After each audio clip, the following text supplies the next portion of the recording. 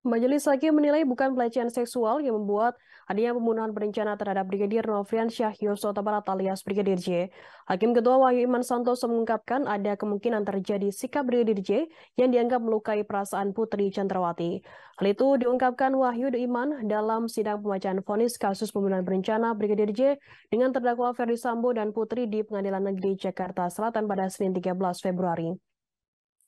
Motif yang tepat menurut Majelis Hakim adalah adanya perbuatan atau sikap korban Nofriansyah Yosua Barat di mana perbuatan atau sikap korban tersebut yang menimbulkan perasaan sakit hati yang begitu mendalam dari Putri Chandrawati. Hakim Wahyu mengatakan dengan alasan itu juga tidak diperoleh keyakinan yang cukup korban Brigadir J melakukan pelecehan seksual terhadap Putri Chandrawati. Pertimbangan lain, Hakim mengungkapkan Ferdi Sambo sendiri pernah mengatakan bahwa peristiwa pelecehan seksual terhadap Putri di Magelang hanyalah ilusi. Menurut Hakim, hal itu diungkap saksi Sugeng Putut Wicaksono yang mengaku berulang kali diingatkan Ferdi Sambo bahwa pelecehan seksual adalah ilusi. Bahkan motif tersebut juga tidak terbukti menurut hukum.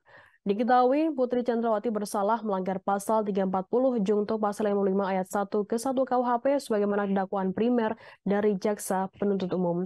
Hakim juga menyatakan tak ada hal yang meringankan dari Putri Chandrawati selama persidangan. Adapun vonis 20 tahun bui terhadap Putri ini lebih berat dari tuntutan jaksa penuntut umum. Sebelumnya Putri Chandrawati dituntut 8 tahun pidana penjara. Hakim Waiman Santoso menyatakan Putri secara sah terbukti melakukan tindak pidana turut serta merampas nyawa seseorang dengan perencanaan terlebih dahulu sebagaimana dakwaan yang didakwakan.